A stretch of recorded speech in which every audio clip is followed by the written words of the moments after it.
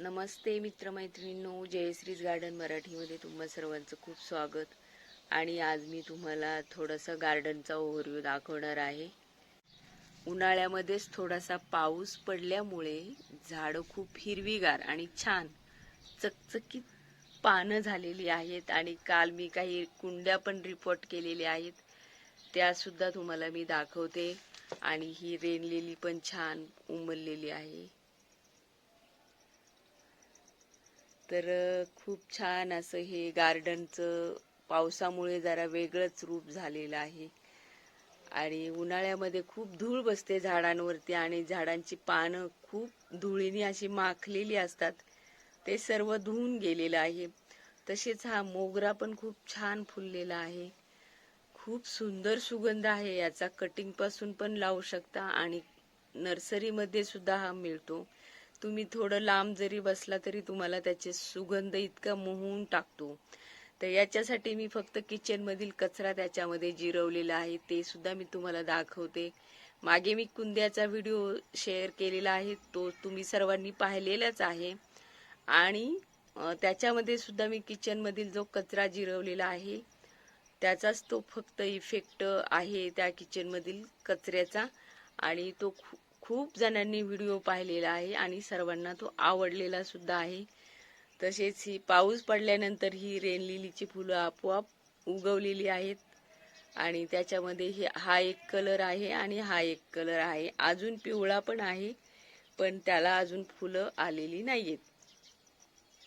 तर हे मी काल हे 3 कुंड्यांमध्ये हे ॲडेनियमची रोपं लावलेली आहेत. ते याच कुंडीमध्ये खूप मोठं झालेलं तिरकीच कुंडी झाली होती, कारण त्याचं ते खाली बूड असतं ते खूप मोठं झालेलं, म्हणून काढून त्याला वरती ठेवलेलं आहे. तर याच्यासाठी मला दुसऱ्याच कुंड्या आणावं लागतील. हे बियांपासून उगवलेलं आहे आणि त्यालाच आता छान फुलं पण येतात. बरेच फुलं येऊन गेलेले आहेत. तर याची काळजी घ्यावी लागत नाही, कारण याला पाणी कमी लागतं. उन्हाळा असला तरी काही फरक पडत नाही, गावाला गेलं तरी जळून जात नाही.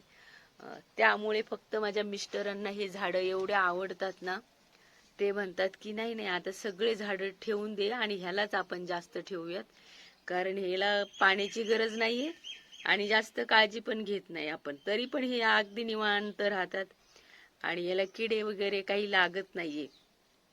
तर याच्यामधून आता 2-3 तरी कलर आणावेच लागतील मला. तर माझ्याकडे हा थोडासा पिंक आहे आणि थोडासा लालसर आहे. तर हे नर्सरीतूनच मी बिया आणल्या होत्या. माझे नर्सरीवाले आता ओळखीचे झालेले आहेत, तर मला त्या बिया पण मिळतात त्यांच्याकडे गेल्यावरती.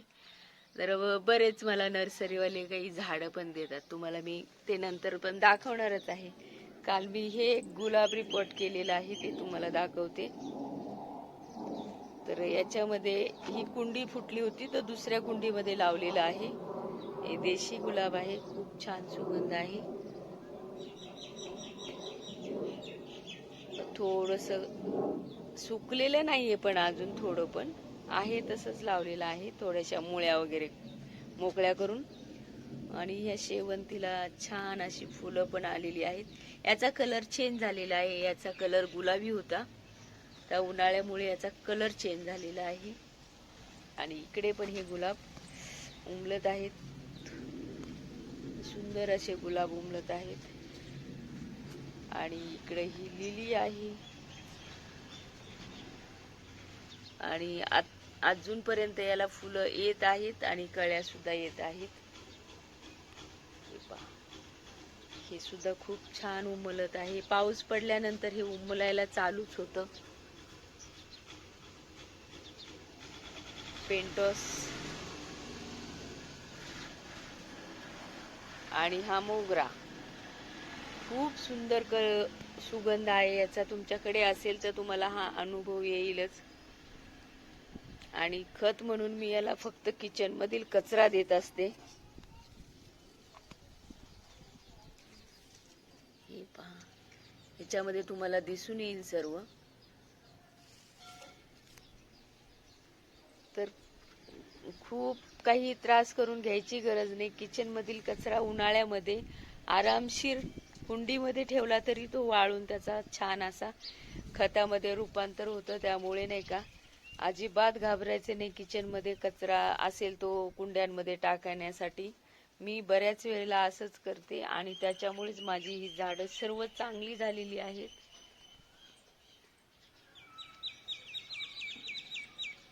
तर हे बोगन वेल आहे आणि ते मी कटिंग पासून लावलेलं आहे, तर ते सुद्धा आता छान फुटलेलं आहे. आणि हा एक फुलांचा वेल आहे, मी ह्या कुंडीमध्ये लावलेला आहे. त्याला व्हाईट कलरची फुलं येतात.